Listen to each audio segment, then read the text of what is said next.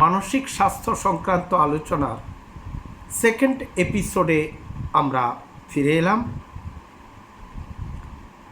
আমরা আলোচনা করছিলাম যে new enrolment due to the pandemic situation, new enrollment is now severely affected, as the result has not published. Then how new enrollment becomes possible? ফল এখনও প্রকাশ করা সম্ভব হয়নি under graduate post graduate কোর্সে, তাই নতুন করে ভর্তি প্রক্রিয়া শুরু করা যায়নি। কম্পিটিটিভ এক্সামিনেশান এখনও পর্যন্ত সম্পন্ন হয়নি, তাই মেডিকেল, ইঞ্জিনিয়ারিং, এগ্রিকালচার ইত্যাদি বিভিন্ন সাবজেক্টের ক্ষেত্রে এখনও পর্যন্ত নতুন করে ভর্তি প্রক্রিয়া শুরু করা সম্ভব হয়নি। দেন স্টার্টিং অফ নিউ ক্যারিয়ার, যারা চাকুরিতে নতুন চাকুরির ক্ষেত্রে যোগ দেবেন বলে ভাবনা চিন্তা করেছিলেন, তারা নতুন চাকুরিতে আর যোগ দিতে পারছেন না। It is because of the problem যে এই সিচুয়েশানে নতুন করে কোথাও কর্মসংস্থান হচ্ছে না। যারা অ্যাপয়েন্টমেন্ট লেটার পেয়েছিলেন তাদেরকেও জানিয়ে দিয়েছেন বিভিন্ন কর্তৃপক্ষ, আমরা অ্যাপয়েন্টমেন্ট লেটার উইথড্র করছি। আর অতএব নতুন ক্যারিয়ার, নতুন ভবিষ্যৎ এর হাতছানির দিকে যারা তাকিয়ে বসে আছেন, তারাও আজকে মানসিকভাবে অবসাদগ্রস্ত, প্রচণ্ড মানসিক চাপের মধ্য দিয়ে তারা এগোচ্ছেন। অ্যান্ড পাবলিকেশন অফ রেজাল্টস, আমরা আগেই বলেছি, লস অফ সার্ভিস। সরকারি ক্ষেত্র না হলেও সারা ভারতব্যাপী বেসরকারি ক্ষেত্রসমূহে লক্ষ লক্ষ মানুষের কর্মচ্যুতি ঘটে গেছে। সংগঠিত ক্ষেত্র, অসংগঠিত ক্ষেত্র, এই সমস্ত ক্ষেত্রেই কিন্তু মানুষ আজকে কর্মহীন। এই কর্মহীন মানুষ একদিকে যেমন আর্থিক চাপের মধ্যে রয়েছেন, আর্থিক অবস্থাজনিত হতাশা ও অবসাদের মধ্যে রয়েছেন, ঠিক তেমনি শুধুমাত্র কর্মহীনতার কারণেও বহু মানুষ মানসিকভাবে অসুস্থ হয়ে পড়েছেন।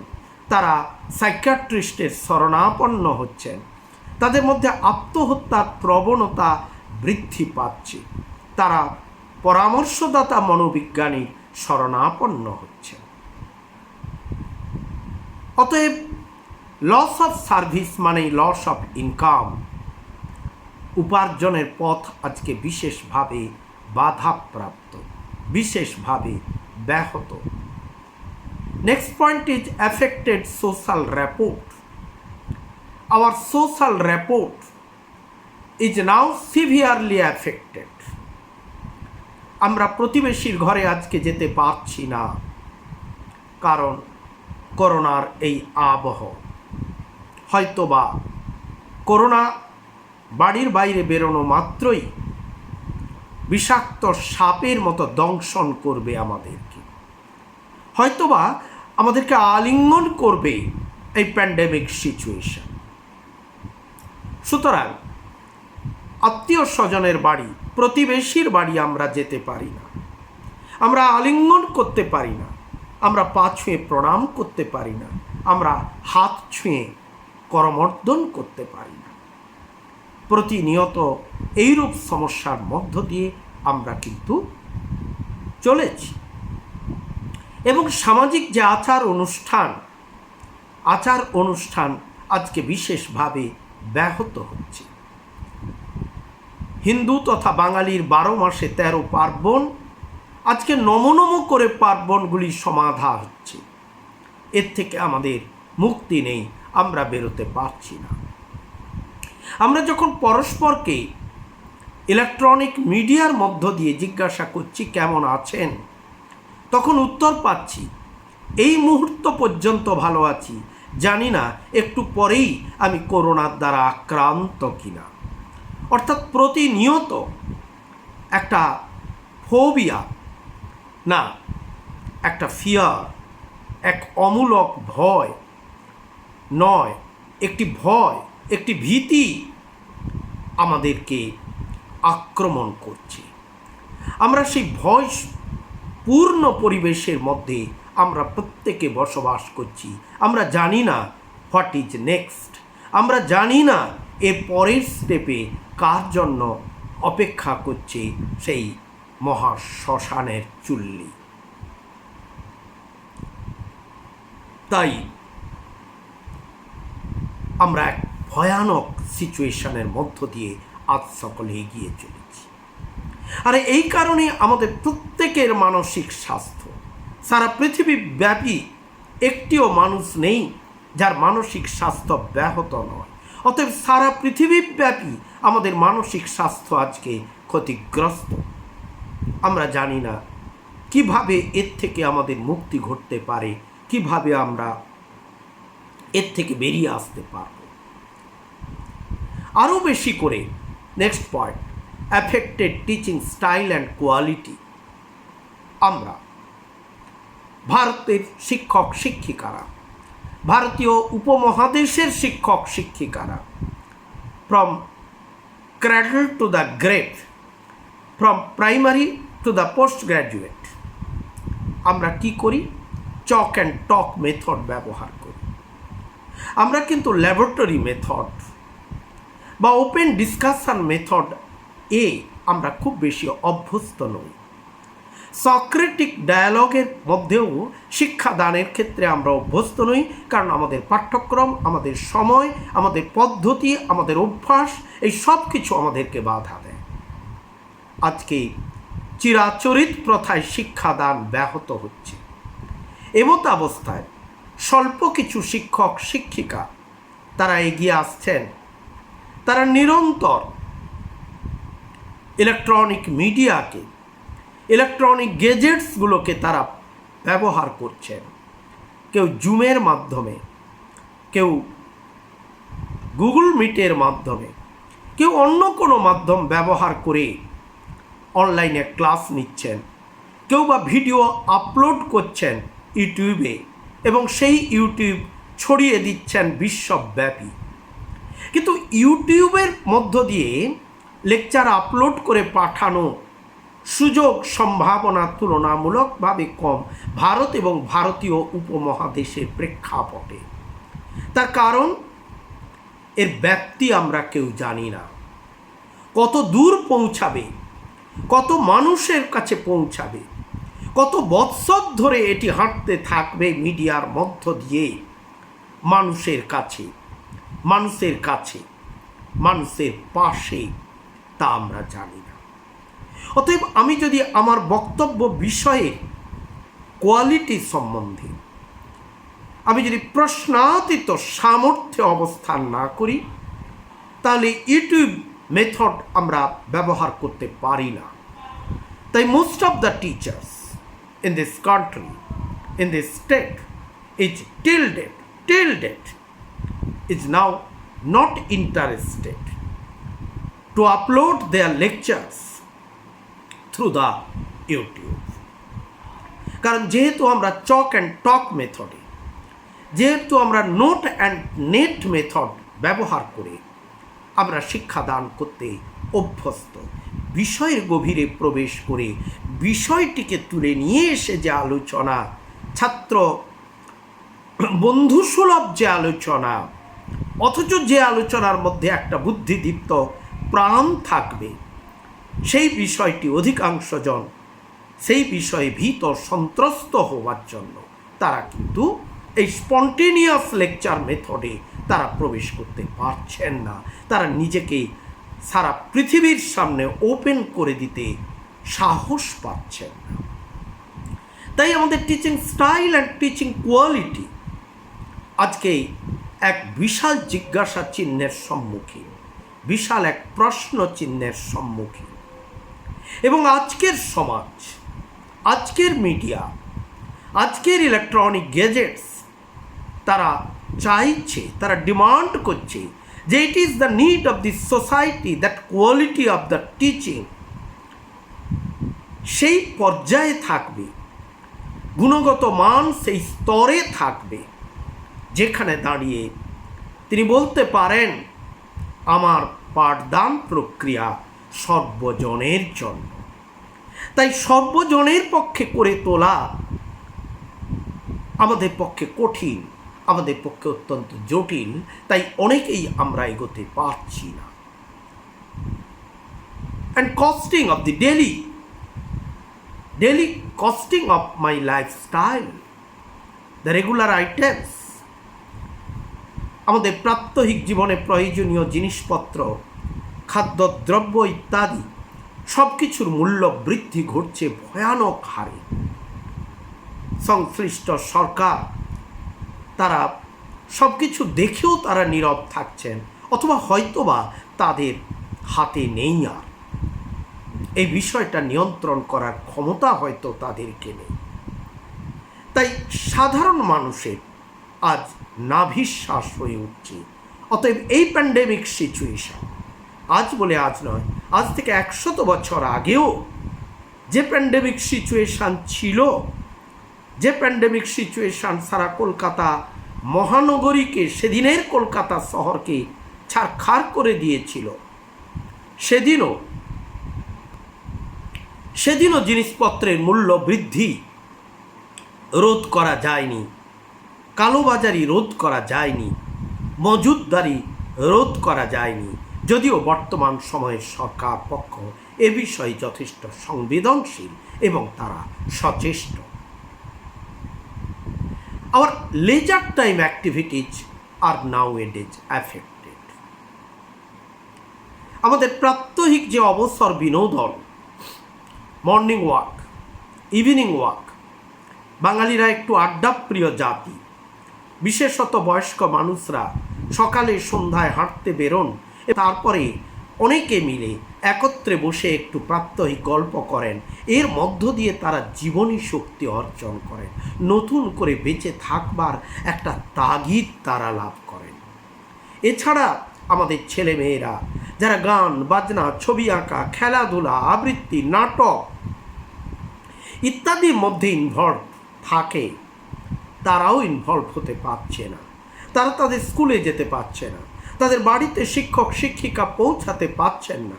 অতএব আমাদের leisure time is now affected. Cinema hall বন্ধ হয়ে গেছে, মানুষ টিভি ওরিয়েন্টেড হয়ে উঠেছে, টিভিতেও হাই কোয়ালিটির প্রোগ্রাম আজকের দিনে আর মানুষ বিশেষ দেখতে পাচ্ছেন না। অতএব আমরা মোবাইল নির্ভর হয়ে উঠছি, ছেলেমেয়েরা মোবাইল নির্ভর, এবং এই পর্যায়ে বেশ কিছু টেলিফোন পাচ্ছি যে ছেলে মেয়ে মোবাইল নির্ভর হতে গিয়ে লেখাপড়ার জন্য তাদের হাতে আমরা স্মার্টফোন তুলে দিয়েছি, শেষ পর্যন্ত দেখছি তারা লেখাপড়ার জগৎ থেকে নিজেদেরকে বিচ্ছিন্ন করেছেন, নিজেদেরকে পৃথক করেছেন, নিজেদেরকে আলাদা করে নিয়েছেন। We don't know how to overcome the situation. আর আরেকটি শ্রেণী, তারা বেরিয়ে পড়েছেন রাস্তায়, সবাই বেরিয়েছে তাই আমি বেরিয়েছি। আনন্দবাজার পত্রিকা তারা হেডলাইন দিচ্ছেন, সবাই বেরিয়েছে তাই আমি বেরিয়েছি। আমার কোনো প্রয়োজন নেই, আমার কোনো কাজ নেই, আমি পাত্তা দিচ্ছি না আমার কি ঘটতে পারে, আমাদের কি ঘটতে পারে। এত বড় সর্বনাশের পরেও আমরা কিন্তু নিরুদ্বেগ চিত্তে রয়েছি অনেকেই। And our daily lifestyle is affected nowadays. প্রাত্যহিক জীবনের যে রিদম, যে ছন্দবদ্ধ জীবন আমাদের প্রত্যেকের চলেছে, আমাদের প্রত্যেকের জীবনের সেই ছন্দ আজকে ব্যাহত। আমরা জানি না কবে আবার আমাদের জীবনের সেই ছন্দ আমরা ফিরে পাব, এবং আমরা জানি না আবার সেই পুরনো ছন্দে আমরা ফিরতে পারবো কিনা।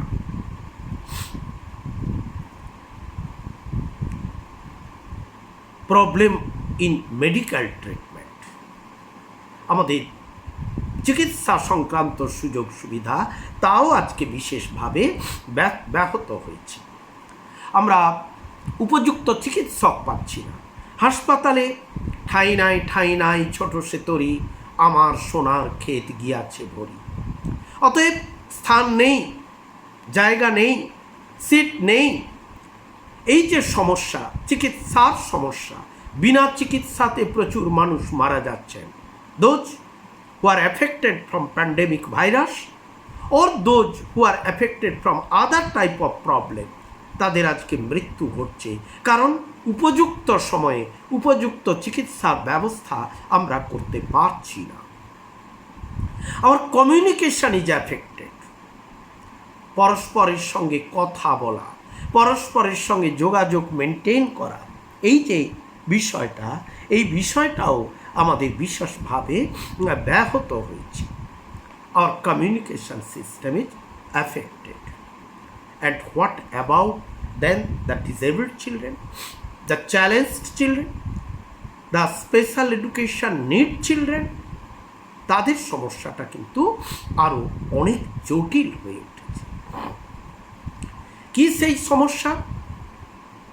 না, তারা বুঝতে পারছে না কেন আমাদের স্কুল যাওয়া হবে না, তারা বুঝতে পারছে না কেন আমি মাঠে যাব না, পার্কে যাব না, কেন আমি বাইরে একটু বেড়াতে বের হতে পারবো না, কেন অন্যে আমাকে হাগ করবে না, কিস করবে না, কেন অন্যের হাতে হাত দিয়ে আমি একটু তাকে আদর করতে পারবো না, বা অন্যের কাছ থেকে একটু অ্যাফেকশন, একটু ভালোবাসা, একটু স্নেহ, একটু বাৎসল্য কেন আমি চাইব না?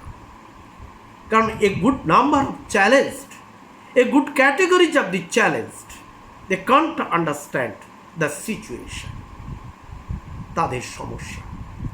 আর শুধু তাই নয়, বিশেষ বিদ্যালয় বা সাধারণ বিদ্যালয়ে বা কলেজে যেতে না পারার কারণে তারা তাদের লেখাপড়ার ক্ষেত্রেও তাদের বিশেষভাবে ব্যাহত হচ্ছে, এবং তাদের জন্য যে ইন্টারভেনশন ফেসিলিটিসগুলো যেটুকু রয়েছে আমাদের রাষ্ট্রে, আমাদের রাজ্যে, সেইটুকু ইন্টারভেনশন ফেসিলিটিজের সুযোগও তারা নিতে পারছে না। শুধুমাত্র আমরা দেখতে পাচ্ছি মা বাবারা চিন্তাগ্রস্ত, যুবক যুবতীরা চিন্তাগ্রস্ত, প্রৌঢ়রা চিন্তাগ্রস্ত। আমার হতাশা বেড়ে যাচ্ছে, আমার অবসাদ বেড়ে যাচ্ছে, আমার শিশুকে নিয়ে সমস্যা দেখা দিচ্ছে। অতএব আসুন, those who are the professional counselor, you proceed please, you support us। তাই আমরা এই রকম এক জটিল অবস্থার মধ্য দিয়ে আজকে সবাই চলেছি। এক কথায় বলতে পারি যে আমাদের মানসিক স্বাস্থ্য আজকে ভালো নেই, শারীরিকভাবে আমরা কেউ ভালো নেই, আর্থিকভাবে আমরা কেউ ভালো নেই, সামাজিকভাবে আমরা কেউ ভালো নেই। এই প্যান্ডেমিক সিচুয়েশন, প্যান্ডেমিক কোভিড-19 আমাদেরকে এই রকম এক জায়গাতে দাঁড় করিয়ে দিয়েছে। আর তখন একটি প্রশ্নের উত্তর চাইছি। কারুর জীবনে যখন আপনি শুনছেন, হয়তো এটাই আপনার জীবনের শেষ প্রশ্ন, হয়তো সেই শেষ উত্তরটুকু দেওয়ার লোক থাকবে না। কিছুদিন আগে আমার একটি কবিতা চিরন্তনী কাব্যগ্রন্থে প্রকাশিত হয় গত বইমেলাতে। আমি সেই কবিতাটি পাঠ করে এখানে শেষ করছি। শেষ উত্তর। জীবনের শেষ প্রশ্ন করি, কোথা থেকে আসিয়াছি আমি, কার হাত ধরিবারে? উত্তর দেয়নি সে। জীবনের প্রথম সূর্যরশ্মি যখন অরুণ আলোর কিরণের আগে আমাকে করেছিল অভিনন্দন, সেদিনও প্রশ্ন করি, কার হাত ধরিবারে আগমন হেথায় মম? উত্তর দেয়নি সে। আজ জীবনের শেষ সূর্য যখন পশ্চিম দিগন্তে অস্তাচলে, আবারও প্রশ্ন করি, কার হাত ধরিবারে? উত্তর পাইনি আজও। নমস্কার।